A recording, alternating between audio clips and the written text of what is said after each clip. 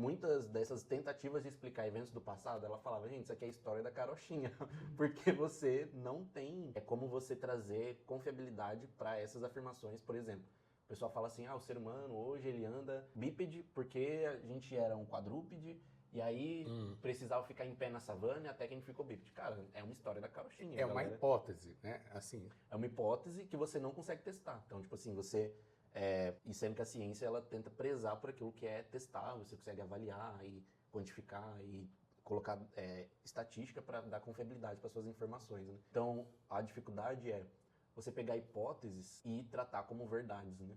Então, falar, isso aqui é assim, é um fato, sendo que é uma hipótese que você não consegue nem investigar. Então, saiu ali do poder que a ciência tem para definir as coisas, né? E isso é um limite que a ciência tem. Ela é limitada pela quantidade de dados que ela pode alcançar, né?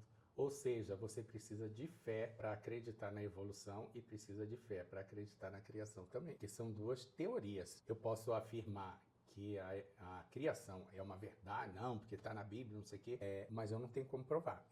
Eu creio nisso. E a evolução também, muita coisa é hipotética para poder explicar, né, conectar informações do presente com o passado. E a pessoa precisa ter fé também para acreditar na evolução. E eu gosto muito dessa afirmação, porque isso também me faz pensar assim, mesmo a fé que a gente tem nas escrituras, ela é verificável. Então, por exemplo, tem um livro Em Defesa de Cristo do nome do autor. Mas o livro Em Defesa de Cristo, que foi não foi, é um cara norte-americano. Mas ele é um jornalista que era ateu.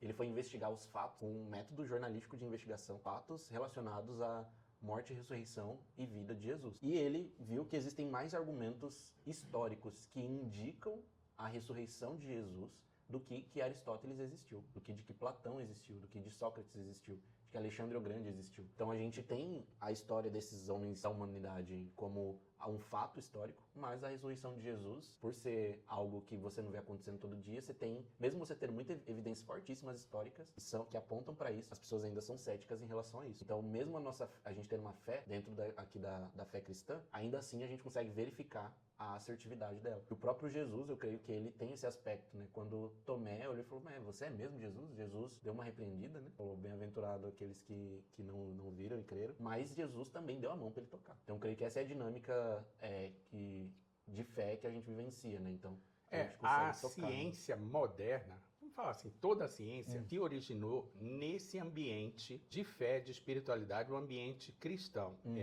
nos monastérios católicos. Por quê? Eles entenderam, né, como você falou, que existe o livro da revelação, que é a Bíblia, e existe o livro da natureza. Eles entenderam que esse livro da natureza seguia certas regras, tudo funcionava dentro de uma ordem, e juntando com as informações da Bíblia, eles falaram, nossa, Deus fez desse jeito porque Ele quer que a gente estude, que a gente pesquise, que a gente entenda melhor.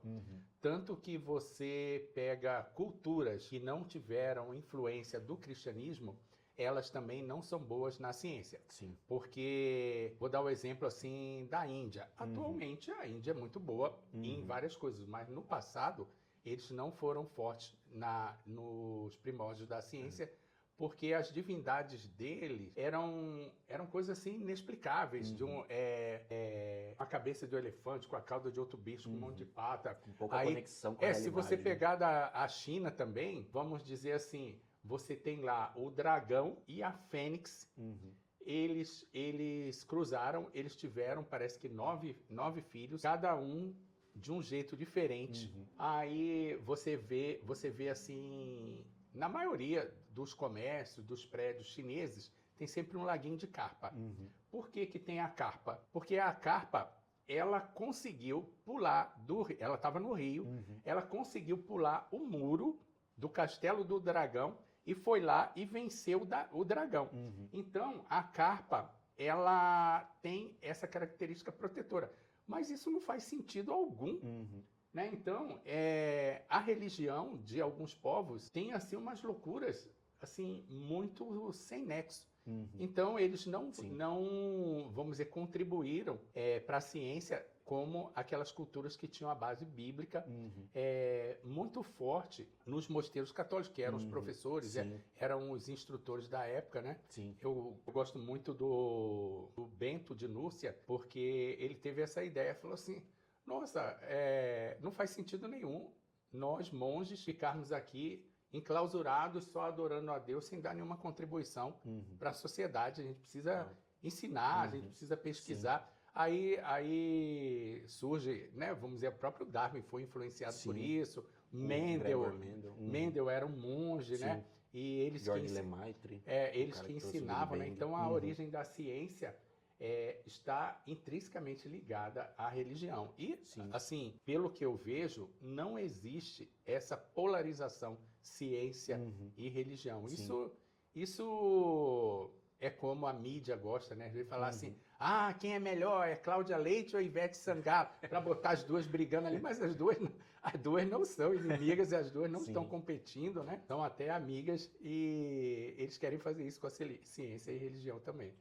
E isso é interessante porque o naturalismo, que é uma visão de mundo moderna, ele tem um autor chamado Alvin Plantinga, que ele trata da seguinte tese. Ele vai dizer que, diferente do cristianismo, igual nós estamos falando, que nos permite ter uma visão de mundo que assimila a realidade, a ciência, junto com a fé, e tudo isso faz sentido de uma forma geral, dentro de uma visão geral de mundo, o naturalismo, ele força o indivíduo a ser cético em relação às afirmações que ele faz sobre a realidade.